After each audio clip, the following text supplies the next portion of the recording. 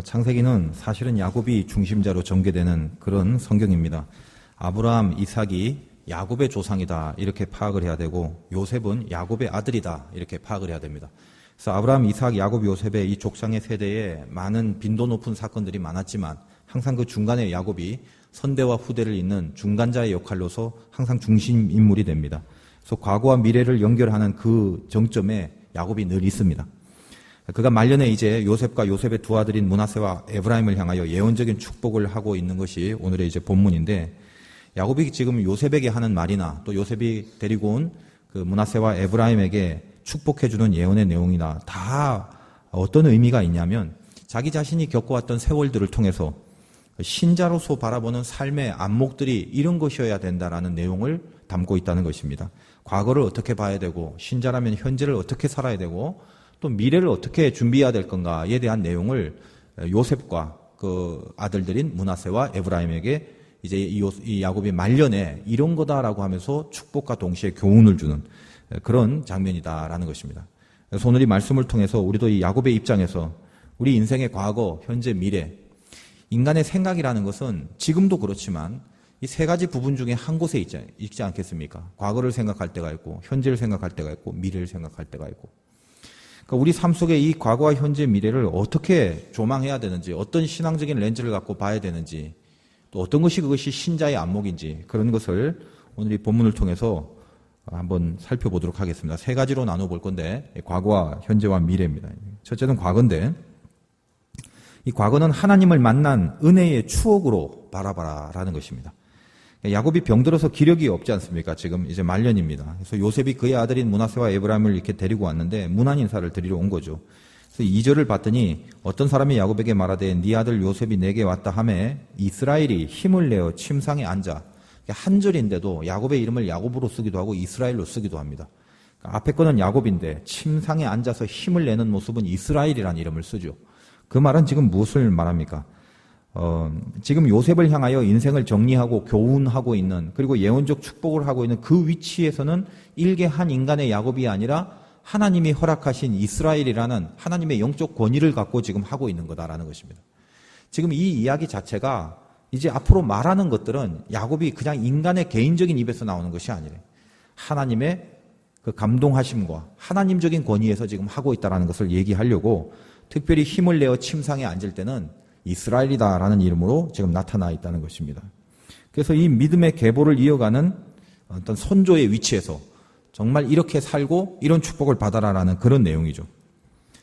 창세기 48장 3절부터 4절까지에 보면 이런 내용입니다. 요셉에게 이르되 가나안 땅 루스에서 전능하신 하나님이 내게 나타나 복을 줬다. 내게 이르시되 내가 너로 생육하고 번성하게 하여 내게서 많은 백성이 나게 한다. 즉 이 요셉과 에브라임 므낫세 앞에서 지금 야곱이 자기의 과거 얘기를 합니다. 근데 그 요셉에게 하는 말의 핵심이 뭐냐면 옛날에 어떤 일이 있었냐면 전능하신 하나님이 나에게 찾아오셨다. 그러니까 나는 엉망진창의 인생을 살았는데 하나님이 먼저 와서 나에게 복을 줘버리셨다. 그래서 그 복이 출발이 돼서 지금 내가 너와 네 아들들인 므낫세과 에브라임에게도 이 복을 연결하여 주고 있는 것이다.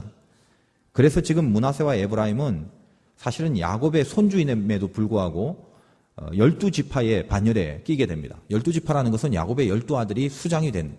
그래서 사실은 요셉도 야곱의 아들이기 때문에 요셉 지파라고 있어야 되는데 성경에는 의미적으로는 요셉 지파지만 내용적으로는 에브라임 지파와 므낫세 지파라는, 이 므낫세와 에브라임은 거의 삼촌과 같은 레벨에서 지파를 하나씩 맡고 있는 축복을 받습니다. 사실 대단한 축복이죠.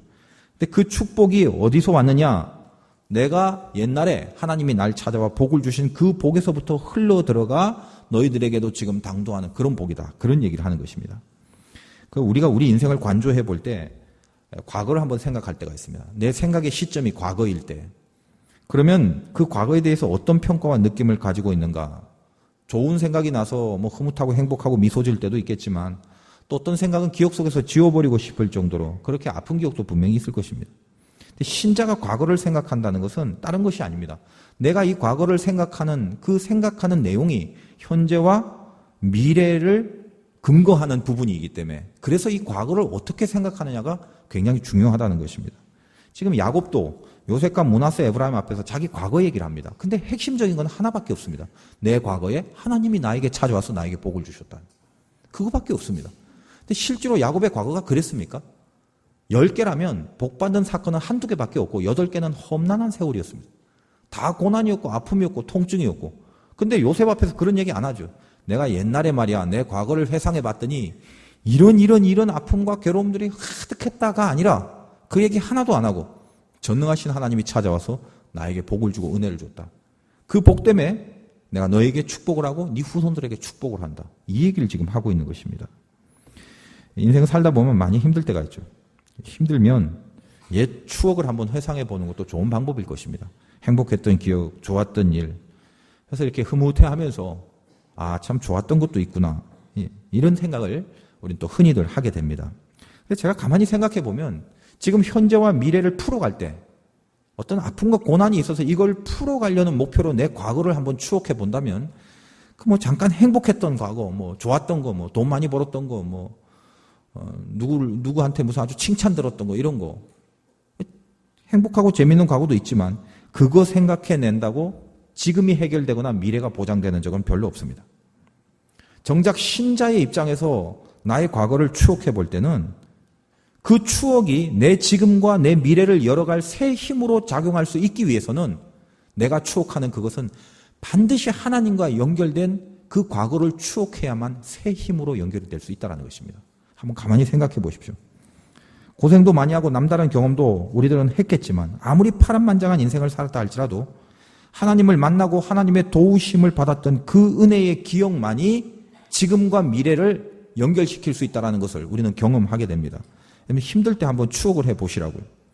다른 과거 말고 수많은 과거 말고 하나님과 나를 이 관계 속에서 하나님이 나를 찾아왔던 것들 내가 죄 가운데 지낼 때 정신 못 차리고 있을 때 하나님이 나에게 믿음을 주시고 은혜를 주셔서 구원을 시켜주셨던 그 기억들이 다 있지 않습니까?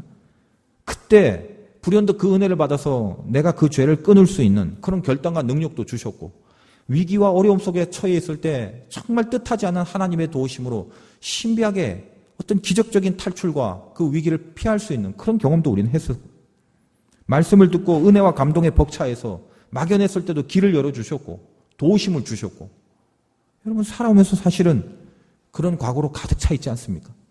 그때는 죽을 것 같았는데 은혜 받고 도움 받고 나니까 싹 잊어버리고 또 현재를 바라보면서 불평과 원망에 가득 찬 인생을 사는 게 우리일 수밖에 없죠. 그래서 문제라는 것입니다. 과거로 가십시오. 가서 다른 거 생각하지 말고 오늘 이 야곱의 고백처럼 수많은 험난한 세월이 있었지만 그 고생의 기억이 아니라 하나님이 찾아와서 나에게 은혜를 주셨다는 그 과거를 추억함으로 그걸 붙잡고 일어나는 것입니다. 우리 인생 가운데 그런 경험이 다 있거든요. 그런 경험이 있기 때문에 오늘 주일날 어디 안 놀러 가고 예배 드리러 나온 거 아닙니까? 한번 추억을 해보십시오. 내가 지금 힘든데 옛날에 내가 누구였던가? 하나님이 나에게 찾아왔어서 어떻게 내 인생을 열어주셨던가? 정말 죽을 수밖에 없는 상황에서 나는 정말 그 큰 도움을 받고 살았는데 왜 나는 지금 다 까먹고 있는가? 그래서 불현듯 내 많은 과거의 추억 중에 하나님이 나를 만나주시고 은혜 주시고 도와주셨던 그것만을 기억하고 회상을 하게 되면 내 마음속에 감사가 생기고 특별히 빚진 마음이 생기게 된다는 것입니다. 아, 내가 이렇게 큰 빚을 졌는데 이제 현재와 미래가 남은 건 이 큰 빚을 갚으면서 살아가는 것밖에 없구나. 그래서 빚 갚는 인생이 되는 거죠. 빚진 자가 무슨 불평과 원망이 있겠습니까? 그저 살아 숨쉬는 것만 해도 감사한 것인데. 그래서 사도 바울이나 하나님 앞에 쓰임받는 모든 사람들이 항상 그의 사역을 할 때 기고만장하게 떵떵거리며 어깨에 힘주고 목소리 높여서 그렇게 하지 않았습니다. 항상 깊은 곳에서 나를 살려주신 하나님의 그 과거의 은혜를 생각하고 항상 빚진 마음으로 나갔더라는 것입니다. 그때 가난한 심령이 회복되고 그 빚진 마음이 있을 때 성령의 생각과 감정을 계속 품을 수 있는 거예요. 어떤 사건이든지 어떤 상황이든지 간에 하나님이 원하시는 마음으로 그것을 대면하고 대처할 수 있는 그 심령, 빚진 마음이고 가난한 마음이더라는 것입니다. 그래서 신자는 모름지기 생각의 한 시점 속에 만약에 과거에 내 생각이 있다면 거기서 무엇을 뽑아야 되고 전능하신 하나님의 도우심과 은혜 받은 추억을 뽑아 올리는 것. 이게 신자의 자세더라는 것입니다. 그 두 번째는 현재입니다. 현재는 자기를 꺾어내는 순종의 싸움에 집중하는 것입니다. 지금 나에게 당면한 현재, 우리 생각에 현재에 머무를 수가 있죠. 현재 어떻게 할까? 지금 어떻게 할까? 여러분에게 믿음이 있다는 것을 확인하는 제1차적인 단계는 내면의 갈등입니다. 갈등. 신자가 아니면 갈등하지 않아도 되는데 신자가 되면서 갑자기 갈등이 일어난다고요. 왜 그러냐? 우리는 죄인인데 죄인처럼 살도록 내버려두면 내 멋대로 살고 아무런 갈등이 없었을 건데 이 죄인된 우리에게 하나님이 찾아와서 거룩한 삶을 요구하십니다. 그러니까 내 속에서 거룩한 요구를 받게 됩니다. 나는 멋대로 살고 싶고 죄 짓고 살고 싶은데 갑자기 거룩해지라고 하니까 안에서 뭐가 일어나요? 부닥침이 일어나는 거예요. 갈등과 충돌. 그래서 내가 신자라는 그것을 증명할 수 있는 첫 단계는 얼마나 내가 위대하고 거룩한 일들을 척척 해냈느냐가 아니라 그 전에 내 속에 싸움과 충돌을 느끼는 것입니다. 이것 때문에 마음이 아프고 괴로운 것입니다. 나는 왜 이렇게 못하냐? 분명히 하나님께서 원하시는 것이 있는데 우리는 땅의 사람 아닙니까? 이 땅을 살아가는데 살아가는 삶의 원리는 하늘의 원리를 살도록 그렇게 요구를 받고 있죠. 그러니까 내 속에 당연히 충돌이 일어나는 것입니다. 신앙생활 하면서도 한 번도 내가 충돌이 없다, 갈등이 없다. 신앙이 좋은 게 아니라 뭔가 좀 이상해지는 것입니다. 절대로 충돌과 갈등 없이 신앙생활 할 수 없습니다. 약속을 믿고 가기로 요구받는데 그 약속을 붙잡기에 현실은 너무 까마득하죠. 그러니 이 약속과 현실 사이에 큰 갭이 내 속에서 그 차이를 갈등으로 자꾸만 느껴질 수밖에 없다는 것입니다. 그러므로 사도 바울 같은 사람도 어떤 고백을 합니까? 내 속사람으로는 하나님의 법을 즐거워하되. 그렇죠. 은혜를 받으니까 내 속사람의 하나님은 즐겁죠. 내 속사람으로는 하나님의 법을 즐거워하되 내 지체 속에 한 다른 법이 내 마음의 법과 싸워서 내 지체 속에 있는 죄의 법 아래로 나를 사로잡아 오는 것을 보는도다. 오호라, 나는 공고한 사람이로다. 이 사망의 몸에서 누가 나를 건져내랴. 이게 우리 모두의 고백입니다. 우리의 공고함이 있습니다. 충돌과 갈등 속에서 사도 바울조차도 이것을 능히 이기지 못하고 오히려 죄의 법으로 자기를 끌고 가는 현실을 바라보면서 마음의 공고함을 느낀다는 것입니다. 근데 이기느냐 지나, 실패했냐 성공했냐, 그 문제보다 이 공고함을 느끼는 것 자체가 하나님의 영이 있다는 것에 대한 반증이라는 것이죠. 오늘 내가 갈등이 있다면 일단은 감사를 하고 들어가십시오. 내가 이 갈등의 싸움 속에 계속 지고 있다 할지라도, 계속 지면 물론 안 되겠지만 이미 은혜가 있기 때문에 내가 패배하면 그게 괴롭고, 이 영적 싸움에서 내가 무너지면 그게 내가 너무 안타깝고, 그래서 다시는 이러면 안 되겠다, 다시는 져서는 안 된다, 이런 고백들과 이런 어떤 결단들이 계속 내 안에서 우러나오고, 이게 신자입니다. 신자. 하나님의 영이 있기 때문에 그렇다는 것입니다. 그러나 우리가 분명히 알아야 될 것은 우리는 하나님의 영이 있고 은혜가 있기 때문에 만성 패배의 늪에서 반드시 나오게 됩니다. 온전히 다 패배하지는 않습니다. 여러 번 진다 할지라도 결국은 하나님의 도우심을 받기 마련입니다. 그러므로 현재 내가 해야 되는 게 뭐예요? 지금 현재를 생각한다면 내가 해야 될 게 뭡니까? 이 일도 하고 저 일도 하고 이건 이렇게 하고 저건 저렇게 해야 되고 여러 가지 일이 있는데 그 뿌리에 적어도 현재를 생각한다면 내가 지금 내 안에서 하나님의 요구를 분명히 듣고 있고 그 요구 앞에 내가 순종할 수 있는 것, 내 생각과 하나님의 말씀이 충돌할 때, 어떤 그 사건을 결단하거나 이것을 선택할 때 하나님의 뜻과 내 안의 생각이 충돌할 것 아닙니까? 그때 현재라는 건 뭐다? 하나님의 뜻 앞에서 나를 꺾을 수 있는 순종. 그게 신자가 현재에 해야 될 유일한 의무입니다. 유일한 의무. 그래서 신자라는 것은 하나님의 말씀 앞에 나를 꺾기만 하면 그 현재를 하나님께서 주도해 나가시는 것. 이게 살아가는 비법이거든요. 요셉이 아들 므낫세와 에브라임을 야곱 앞에 세웁니다. 그 장자는 므낫세고 차자는 에브라임이니까 요셉의 입장에서 봤을 때 아버지 야곱이 축복할 때 그 당시는 오른손이 강한 거죠. 오른손으로 므낫세를 축복하고 왼손으로 에브라임을 축복하는 게 상식 아니었습니까?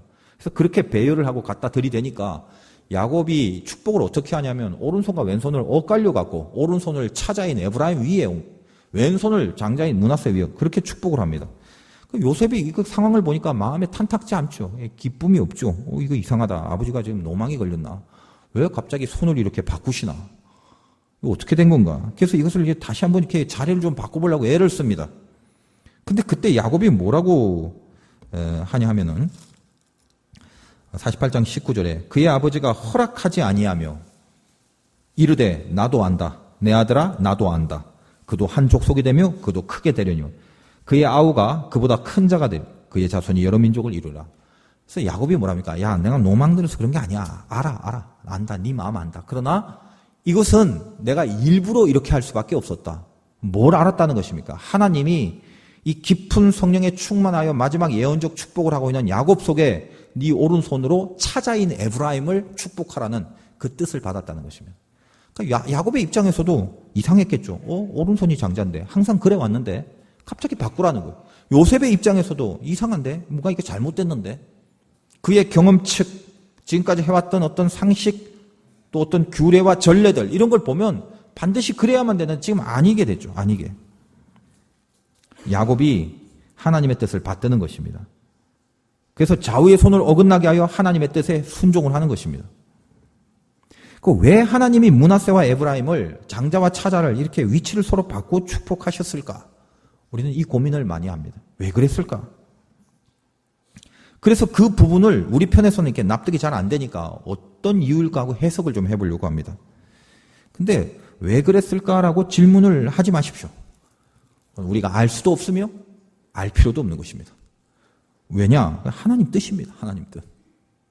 축복의 근원이신 하나님이 그렇게 축복을 하겠다는데 우리가 축복을 받는 입장에서 왜 그랬냐고 따질 필요가 없다라는 거예요. 중요한 것이 뭐다? 지금 그들이 알고 있는 그들의 생각과 하나님의 뜻에 충돌이 있을 때 야곱이나 요셉이나 그 충돌 속에 하나님의 뜻에 순종했습니다. 이것이 신앙으로 성숙된 자의 모습이라는 것입니다. 마음은 불편했지만 이러면 안 되는데 이건 아닌 거 아닌가 했지만 하나님의 뜻이라는 것에 대해서 안다. 나도 안다. 그러나 하나님의 뜻을 따른다. 이게 믿음이라는 것입니다. 내가 이해하기 전에 순종할 수 있는 것. 하나님의 뜻이기 때문에 내가 완전히 납득되기 전에도 순종할 수 있는 것. 그게 순종이죠. 그래서 제가 신앙생활하면서 순종이라는 것을 가만히 묵상을 해보면요. 정말 순종다운 순종이라는 것은 항상 벅찬 부담이 있습니다. 늘. 순종을 쉽게 아주 그냥 간단하게 가뿐하게 나는 그렇게 순종했노라. 순종일 수도 있겠습니다만 하나님이 감동하는 순종은 아닙니다. 항상 순종은 벅찬 부담이 있어요. 여러 번 생각하게 돼요. 한 번에 딱 해야 되는데 인간이 연약하니까 거기에 대해서 한번 생각해 봅니다.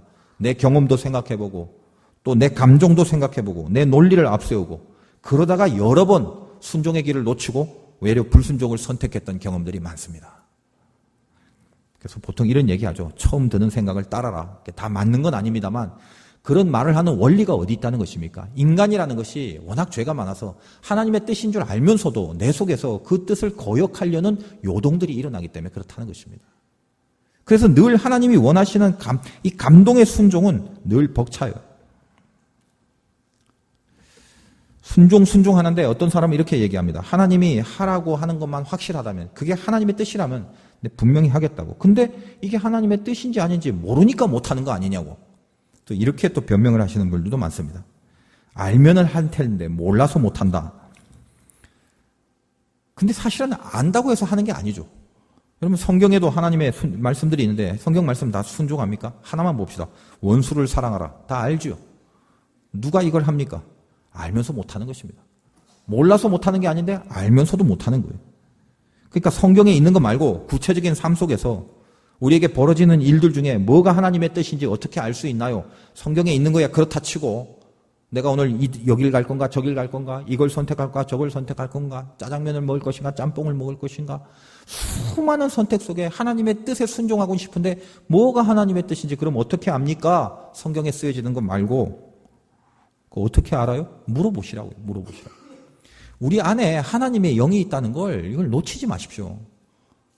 여러분 살다 보면 내가 온전하지 못하 보니까 그냥 내가 좀 완벽하지 못하는 걸 스스로 아니까 하나님 나에게 어떤 말씀 안 해주시는 것 같죠? 그렇지 않습니다. 계속 해주세요. 계속. 물어보세요. 하나님 어떤 게 하나님 뜻입니까? 바로 얘기합니다. 저는 아무래도 모르겠는데 그럼 저한테 오십시오. 제가 가르쳐 드릴게요. 너무 쉽습니다. 사실은. 너무 뻔한 것들이 워낙 많습니다. 우리가 성경을 알고 하나님의 말씀을 알고 기도를 오래 했던 것만큼 항상 순종에 대한 그 변별력들이 우리에게 분명해진다는 것입니다. 진지하게 물어보면 다 가르쳐 주세요. 하나님 이 아침에 주일인데 예배 드려야 할까요? 말아야 할까요? 물어보세요. 뻔한 거지만. 그럼 하나님이 드리지 마라 이러시겠습니까? 아무것도 아닌 수많은 것들도 간단하고 명료한 것들도 계속 하나님 앞에 어떤 물어보는 이런 습성들이 우리에게 있어야 된다는 것입니다. 습성들이. 그게 뭐다? 순종의 전제예요. 왜 물어봐요? 귀찮게? 따르려고 물어보는 거죠. 그러니까 항상 하나님 앞에 하나님 이건 어떻게 이건 어떻게 항상 끊임없는 대화. 이게 우리 속에서 하나 이거 습관처럼 되어 있는 그 삶을 사실은 살아야 된다는 것입니다. 여러분이 예배 드리는 것도 마찬가지고 기도하는 것도 마찬가지고 교회에 나가서 모든 것도 그냥 교회에서 하는 거랍시고 막 하지 마십시오. 물어보고 하란 말이에요. 물어보고. 뭘 할까요? 이걸 할까요? 또 이렇게 나갈까요? 이것을 주장할까요? 항상 하나님 앞에 물어보라는 거예요. 다음 주는 이제 추수감사입니다. 추수감사들도 또 절기 헌금하지 않습니까? 다른 절기는 그 절기 자체를 기념하는 건데 추수감사는 이 절기 중에 가장 큰 비중이 있는 거죠. 왜 비중이 있나? 그래서 추수감사는 사실 어떤 그 헌금의 내용이나 액수도 다른 것보다 훨씬 많아야 마땅한 것입니다. 왜? 1년 전체를 감사하는 것을 그날 하루를 상징화하여 하는 거기 때문에 1년 전체를 감사하는 것입니다. 그럼 그때도 마찬가지죠. 아, 이번에 또 절기 헌금이니까 봉투에 넣어서 예배 전에 줄 서서 나오겠구나. 그러면 뭐 그냥 막연하게 감사헌금 해야지 하면서 하는 것과 하나님 1년을 이렇게 살았습니다. 파란만장한 세월, 험악한 세월도 있었습니다. 그러나 감사한 것도 있었습니다. 제가 이 1년을 좀 하나님 앞에 감사하고 싶은데 주님 어떻게 할까요? 어떤 마음으로 드릴까요? 이렇게 한번 물어보고 헌금할 수 없습니까? 그냥 던지듯이 하는 게 아니라 그냥 어떻게 임기응변으로 그냥 어떻게 봉투에 채워서 넣는 게 아니라 한 주간의 삶 속에 1년 전체를 하나님 앞에 맡기고 회상하면서 이 1년을 하나님 앞에 감사할 수 있는 마음으로 드린다면 얼마나 그게 좋은 거겠어요. 그래서 저는 이렇게 추수감사할 때 제가 예전에도 말씀드렸습니다만 이렇게 생각하시면 돼요. 1년 365일 중에 한 300일 정도를 잡으시면 돼요. 내가 하나님 앞에 하루를 얼마를 감사할 수준인가. 그걸 한번 생각해 본다면 하나님께서 우리에게 주시는 것들이 있겠죠. 얼마나 액수가 많냐가 아니라 내가 하나님 앞에 감사할 수 있는 진심이 있는가. 이걸 늘 점검하면 됩니다. 하루에 내가 하나님 앞에 1,000원을 감사하고 싶다. 화폐 가치로 따진다면.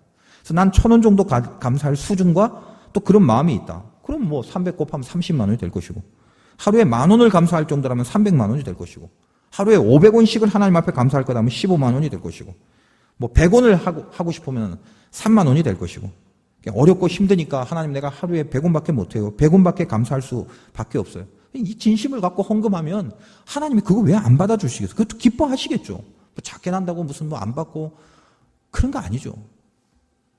노숙자들도요 요즘은 이렇게 1,000원을 주면 화를 내요. 이게 돈이냐고. 하나님은 100원 드려도 화 안 내십니다. 적어도 그 안에 중심과 진심이 있을 때는 기쁘시게 받으시는 분이에요. 그런데 만약 하나님 앞에 내가 마음을 담지 않고 이 추수감사절날 1년을 진짜 진심으로 감사하는 마음 없이 와서 이렇게 툭 하는 거라면 노숙자에게도 그렇게 하지 못할 헌금을 그렇게 드려버린다면 그는 문제가 있는 예물이죠. 절대로 하나님 받지 않겠죠. 돈이 많냐 적냐가 아니라 다 물어보시라는 거예요. 물어봐서 하나님 앞에 순종하는 마음, 또 물어봐서 하나님 앞에 의미를 붙잡는 거, 그게 중요하다는 것입니다.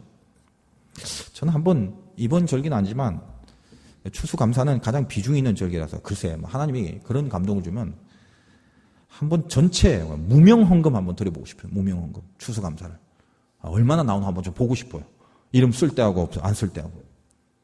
만약 그랬을 때 무명으로 헌금했을 때 그게 더 많이 나왔다. 그 교회는 수준이 있는 것입니다. 전 틀림없다고 생각해요.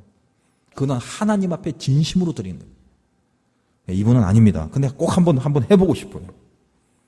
그냥 인간적으로 직분이 있으니까 형식에 어쩔 수 없으니까 눈이 있으니까 도대체 하나님 앞에 물어보고 하나님과 생각해서 내는 헌금들입니까? 추수감사뿐만 아니라 주일 예배 마찬가지, 주일 예배 드리는 헌금도 마찬가지고 11조도 마찬가지고 감사헌금도 마찬가지고 그 액수가 중요한 게 아니라 하나님 앞에 이렇게 헛된 돈이 되지 않았으면 좋겠어요. 마음을 실을 수 있는 마음. 어쨌든 간에 이 현재라는 것은 항상 그렇습니다. 내가 이 현재를 풀어갈 때 순종하는 거, 그게 핵심입니다. 핵심. 내 생각이 지금 현재에 머물고 있습니까? 딴 거 아무것도 필요 없어요. 순종, 하나님의 뜻을 물어보고 그 뜻 앞에 나를 꺾는 그 일을 하는 것. 그게 신자의 현재입니다. 마지막으로 미래는 승리할 것을 확신하는 마음으로 준비하는 것입니다. 제가 새벽기도, 특별 새벽기도 일주일 동안 고생 많으셨는데 제가 마지막 시간에 말씀드렸지만 우리에게 현재라는 건 미래의 근거가 되는 현재로서의 어떤 절대성은 없습니다. 무슨 말이냐면 세상 사람들은 현재가 미래의 토대죠. 현재를 통해서 미래를 다 예측할 수 있습니다. 그게 맞는 거죠. 세상 사람들에게는 그게 상식입니다. 그러나 우리는 또 다른 미래가 있어요. 어떤 미래냐면 하나님의 말씀으로 열어주시는 미래가 있다는 것입니다. 여기에 소망을 가질 이유가 거기 있습니다. 세상 사람들은 현재가 무너지면 미래에 대하여 소망이 없습니다. 그건 맞아요. 당연히 그래요. 우리는 운명이 바뀌었어요. 이제 우리는 하나님께서 이끄시는 미래이기 때문에 현재가 엉망이라고 해서 그게 미래가 엉망으로 연결되는 법이 없습니다. 하나님이 우리를 관리하고 있기 때문에 우리의 미래는 현재가 아니라 하나님의 말씀이고 약속이에요. 그래서 하나님이 끌어가시는 미래가 있기 때문에 우리는 현재가 고달프고 현재가 어렵고 현재가 고난이라도 안에 뭐가 있다? 소망이라는 게 늘 불처럼 살아있다는 것입니다. 왜? 이끄시는 분이 하나님이라는 거예요. 그게 우리의 소망이라는 거예요. 성경에 등장하는 수많은 쓰임받는 사람들을 제가 가만히 묵상해 봤더니 그들은 미래를 보장받을 만한 현재를 누리고 살았던 사람이 거의 없었어요. 야, 이 사람 미래 잘 될 거야. 봐라, 이런 큰 일이 있었지. 근데 그 사람의 그 당대의 현실들을 보면 항상 악랄한 공격들이 있었다고요. 다 넘어지고 무너지고 건강한 사람도 별로 없고 부유한 사람도 없고 무슨 학벌 있는 사람도 별로 없고 가정은 다 깨지고 뭐 변변한 직위나 자기 어떤 자리가 보장된 그런 인생들 거의 없었어요. 근데 어떻게? 그들의 현재를 근거로 그들의 미래가 열려진 적이 없습니다. 믿음의 사람들은 항상 하나님의 약속이 그들의 미래를 만들기 때문에 그들의 현재가 그렇게 악랄한 공격을 당하고 있더라도 어느 틈엔가 봤더니 그 미래를 하나님께서 열어주시고 하나님께서 끌고 가고 있는 결론이 있더라는 것입니다. 지금까지 봤던 사람 보세요. 야곱 보세요. 야곱. 험악한 세월 겪지 않았습니까? 광야에서 돌베개 베고 자는 그 현재만 보십시오. 언제 그가 애굽의 바로를 축복할 자리에 갈 거라고 어떻게 생각할 수 있겠어요? 요새 마찬가지죠. 맨날 누명 쓰고 쫓겨나고 감방에 갇히고 그가 어떻게 애굽의 총리라는 미래와 연결이 됩니까? 그 미래는 하나님의 말씀이 열어준 미래죠. 현재에 순종하고 있다 보니까 미래에 하나님께서 끌어주시는 미래가 있다는 소망이 꺼지질 않는 거예요. 그게 우리가 살아가는 힘입니다. 소망을 잃어버리면 안 되는 거죠. 그래서 이번에 수능이 있었지 않습니까? 학부모들 열심히 기도했을 건데 자녀에 대해서 너무 불안해하지 마십시오. 자녀는 자기 소유가 아니라 우리가 신앙을 갖고 있는 그 순간부터는 하나님이 맡기신 책임이에요. 그러니까 부모가 얼마나 내 자식의 수발을 잘 드느냐 여기에 뭐가 달려있다고 생각하지 마십시오. 가만 보면 그래요. 또 요즘 뭐 갓 애기 출산하고 뭐 산후 우울증 이런 거 많이 겪습니다. 며칠 전에도 뭐 그런 분이 있어 기도를 좀 하고 왔는데 정신적으로 이게 밀려오는 부담이 있다는 거예요. 잠 못 이루는 막 두려움, 어떻게 키울까 막 갑자기 그런 공포가 엄습하고. 근데 사실 그 밑바닥에 뭐가 있나요? 이거 내가 어떻게 키울까? 내가 낳은 자녀고 내가 키울 자녀지만 우리에게 믿음이 필요하다는 것입니다. 내 자녀지만 발걸음을 인도하는 분은 하나님이죠. 내가 어떻게 할 수 없어요. 하나님이 끌고 가시는 거예요. 그러므로 자녀의 인생에 대해서 너무 노심초사하시면 안 됩니다. 멋대로 살아라 내버려 두라는 말이 아니라 부모의 손에 달린 게 아니라 하나님 손에 달린 거다. 그러면 결국 교육시킬 때 뭐를 주입시켜야 되나요? 인생이라는 건 하나님 손에 달린 거다. 얘들아, 니네들 잘 살려면 하나님 앞에 잘 보여라. 이거 교육해야 되잖아요. 그리고 기도해야 되고. 가만 보면요. 애들을 위한답시고 기도는 하나도 안 하고 그냥 노심초사만 하죠. 세상 사람들과 뭐가 다른 게 있어요? 요즘 젊은이들, 청년들 가만히 보면 두드러진 특징이 있는데 이 소망에 대한 개념이 없다 보니까 걱정은 무지하게 많이 해요. 굉장히 걱정은 많이 하는데 걱정한 만큼 진지하게 인생을 사는 사람이 없어요.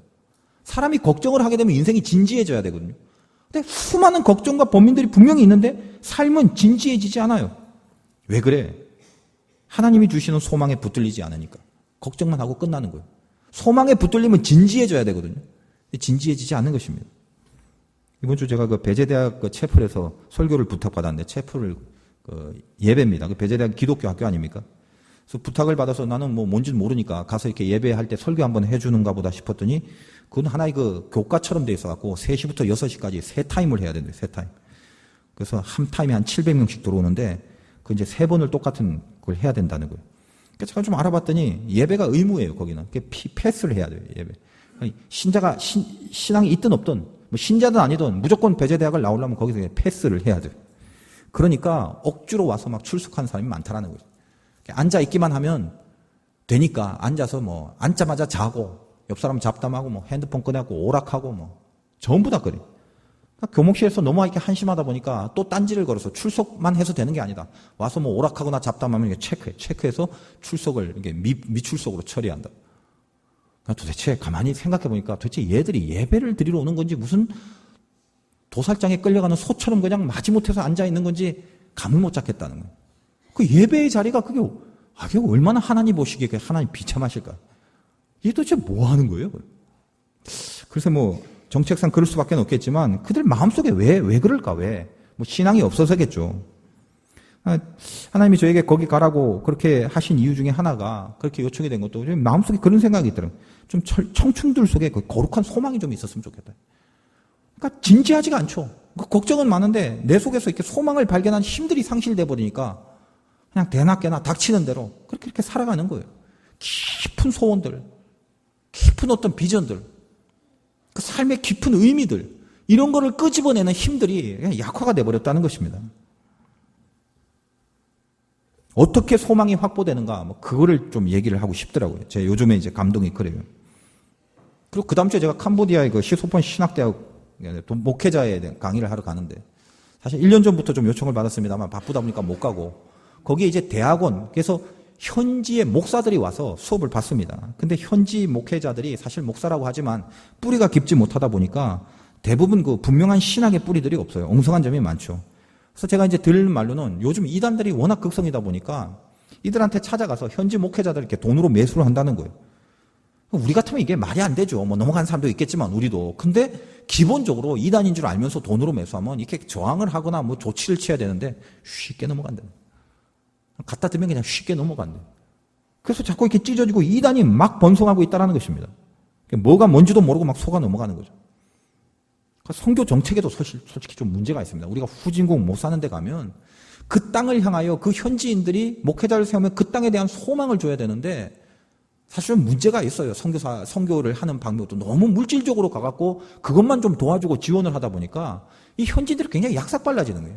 어떻게 하면은 선교사들 통하여 선교단체를 통하여 후원을 얻고 물질적인 어떤 풍성함을 누리냐 여기에 초점이 모아지기 시작하는 이상한 좀 증세들이 나타났다는 거예요. 제가 봤을 때는 그래요. 그게 중요한 게 아니라 뭐 그것도 큰 도움입니다만 내가 이 땅에서 어떻게 이 땅을 하나님의 말씀과 나라를 걸고 이렇게 소망을 갖냐가 중요하지. 그래서 현지인들이 이렇게 살아나야 되는데 그것보다는 어떤 뭐 사심이 있고 자꾸 전략적으로만 생각하고 뭐 잘못 배워가는 것 같다는 생각이 듭니다. 그래서 제가 아무튼 이들한테 갈 것도 역시 소망이에요. 이 땅에서 하나님께서 세워주셨으면 엉성하게 살지 말고 하나님이 주시는 소망 그 끝까지 갖고 살아야 된다. 의미가 부여돼. 사람이 소망이 있어야 의미가 부여되고 의미가 부여돼야 정신이 살아나고 정신이 살아나야 집중력이 생기고 집중력이 있어야 에너지가 있을 거 아니에요. 에너지가. 그 에너지가 결국은 힘이 되잖아요. 그게 중요하다는 것입니다. 우리 인생 가운데도 미래를 보면 암울하게 생각하고 소망이 없고 에너지가 없고 왜 그래요? 하나님이 나를 끌고 가는 것에 대한 이 확신에 그 인도하심에 대한 확신 속에 소망이 안 생기니까 그냥 현재의 상황과 환경만 보고 다 눌러 앉아버리는 거 아닙니까? 제 개인 인생도 가만 보면 그래요. 지금 목회를 하고 있습니다만 제가 목사가 되리라고는 제 가족뿐만 아니라 우리 가문을 통틀어 잠깐의 상상이라도 한 적이 한 번도 없었던 미래였습니다. 근데 가만히 보니까 어때요? 제 소망은 내가 이루어져가는 것이 아니라 하나님이 이루어가고 있더라는 것입니다. 그게 인생이라는 거예요. 지금 우리가 야곱과 요셉을 묵상하면서 결국 하나 아닙니까? 인생이란 건 하나님 손에 달린 거다. 야곱의 전체 인생을 통하여 그거 하나밖에 남은 게 없고 요셉 전체 인생을 통하여 남은 게 그겁니다. 인생이라는 건 하나님의 손에 달린 거다라는 것에 항복하셔야 돼요. 거기에 항복해야 버릴 걸 버리는 거예요. 거기에 항복해야 쓸데없는 것들이 지워지는 거예요. 거기에 항복해야 나의 모든 욕심과 사심과 야욕이 그것이 없어질 수 있다는 것입니다. 근데 이 믿음이 없다면 우리는 끝내 교회를 다니면서도 하나님 중심의 삶이 아니라 나 중심의 삶을 살 수밖에 없죠. 그분이 끌어간다는 믿음이 있다면 그 인생과 그 미래가 어떻게 망할 수 있겠습니까? 지금 어려움과 폭풍이 불어오는 고난이 있다 할지라도 그분이 끌어가는 게 내 미래라면 거기 어떻게 망할 수 있어요? 염려하지 마세요. 걱정하지 마세요. 48장 21절에 보니까 미래에 대하여 야곱이 이렇게 이야기해요. 이스라엘이 요셉에게 또 이르되 나는 주구나 하나님이 너희와 함께 계시사 너희를 인도하여 미래 얘기요 미래 너희 조상의 땅으로 돌아가게 하시려니와 이게 출애굽 사건이라고요. 너 나중에 애굽을 벗어나서 가나안으로 간다. 그리고 내가 너에게 네 형제보다 세겜 땅을 더 주었나니 이는 내가 내 칼과 활로 아모리 족속의 손에서 빼앗은 것이니라. 이게 뭔 말이냐면 쉽게 말해서 앞으로 땅을 얻는다. 가나안에서 여호수아가 땅을 정복해 가는 과정을 얘기하는 것입니다. 근데 이것을 마치 야곱이 자기가 한 것처럼 내가라는 표현을 쓰죠. 내가 칼과 활로 아모리 족속의 손에서 빼앗았다 하고 아주 과거형으로 말해요. 아시겠어요? 이게 어떤 뉘앙스입니까? 무슨 야곱이 진짜 칼로 아모리 족속을 물리친 적은 없어요. 야곱의 인생 가운데. 앞으로 가나안에서 여호수가 그렇게 할 것을 지금 시점에서 자기를 이입시켜서 설명을 하는 것입니다. 이 예언적 축복이 성령이 감동이 돼서 확신을 갖고 얘기하는 거예요. 확신을 갖고 그게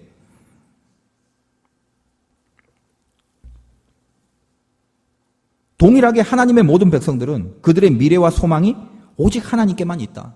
지금 나에게도 그렇고 앞으로 너희 후손들도 그렇고 하나님이 소망인 이상 이 일은 반드시 하나님이 이루실 것이고 그리고 하나님이 끌어가시는 미래다. 그걸 지금 얘기하고 있는 것입니다. 그러므로 우리가 미래에 대하여 그 미래를 맞이할 수 있는 영적인 요령을 잘 터득하셔야 됩니다. 어차피 아직 보여지지 않는 시간대입니다. 미래는 아직 눈에 보이지 않습니다. 그러니까 복잡하게 생각할 필요가 없어요. 뭘 믿어야 돼요? 어차피 하나님이 끌고 가셔요. 그러면 내가 미래에 대해서 이 모양 저 모양 대책을 세우고 그 대책 속에 안심하면서 가는 게 아니라 그런다고 해서 그렇게 가집니까? 계획과 대책을 갖고 가는 게 아니란 말이죠. 우리의 미래는 하나님께서 끌고 가신다는 확신, 그 확신을 갖고 그 확신을 믿으면서 가는 거, 그게 미래입니다. 훨씬 현명한 거예요. 이거는 무대뽀가 아니라 훨씬 정직한 거고 훨씬 진리에 가까운 생각입니다. 여러분 미래 몰라요. 한치 앞을 어떻게 알아요? 아무리 골몰하고 궁리하고 계획하고 연구해도 그게 그대로 되는 게 아닙니다. 누가 된다고요? 하나님이 만들어 가시는 미래. 우리 그거밖에 없습니다. 그건 뭐예요? 그걸 믿고 가는 것밖에 없다고요. 그러니까 대책을 갖고 가려고 하지 마세요. 대책 없으면 불안해하고 대책 없으면 두려워하지 말고 믿음을 갖고 가시면 됩니다. 믿음이 대책보다 더 센 거예요. 왜? 어차피 주님이 이끄실 미래이기 때문에 그래요. 여러분이 미래를 생각할 때 만약에 지금 암울하다라고 느낀다면 그것은 지금이 어려워서라기보다는 여러분 가운데 믿음이 흐트러졌기 때문입니다. 앞으로 생각할 때 암울하다, 쓸쓸하다, 부정적이다, 절망적이다. 그거는 지금이 아파서가 아니란 말이에요. 지금이 힘들어서가 아니라 성령이 여러분의 마음을 붙잡고 있지 못해서 드는 생각이란 말이에요. 지금 엉망이 가고 힘들어도 미래를 생각하면 이끌어 가실 분이 하나님인데 그 하나님 앞에 소망을 두고 나를 사용하실 거야. 내가 하나님 앞에 쓰임받는 인생이 될 거야. 그걸 생각한다면 지금 엉망이라도 내 속에 불같은 소망이 일어나야 되겠죠. 자, 손바닥만한 구름을 보더라도 저기서 비가 올 거야. 이게 믿음 아닙니까? 지금 내가 하나님이 끌고 가시는 미래라는 확신이 있다면 현재를 보고 생각하는 것이 아니라 그 확신 속에 소망을 보고 내 속에서 기대가 생겨야 되겠죠. 그리고 그 확신이 그 사람의 미래가 됩니다. 잊지 마십시오. 연구하고 계획한 것이 미래가 되지 않습니다. 하나님을 향해 갖고 있는 믿음이 실체가 됩니다. 이해를 잘 하십시오. 믿음은 힘이 나니까 어떻게 될 거야가 아닙니다. 믿음이 실체입니다. 믿음대로 되는 것이 그게 진리란 말이에요. 그게 사실이라는 거예요. 그게 인생에 채색하는 법이 그래요. 믿음으로 채색하는 거예요. 여러분 안에 혹시 지금 현재를 생각하든 과거를 생각하든 미래를 생각하든 생각이라는 건 어떤 한 시점에 놓이게 되어 있습니다. 말씀 한번 정리해 보세요. 내 생각이 과거로 흘러간다면 은혜의 추억만을 뽑아 올리시면 됩니다. 내 생각이 지금을 생각하고 있다면 내 뜻과 하나님의 말씀 사이에 그 충돌 속에 하나님 앞에 순종하겠다는 순종만 생각하시면 돼요. 내 생각이 미래에 있다면 하나님께서 끌고 가실 미래이기 때문에 확신을 갖고 소망을 잊지 않는 그 신자의 삶입니다. 그렇다면 내 생각이 어디 있든지 간에 추억과 순종과 확신의 삶 반드시 승리가 있을 것입니다. 여러분 삶 속에 이 귀한 승리가 있는 삶이 되시기를 주님의 이름으로 축원드립니다.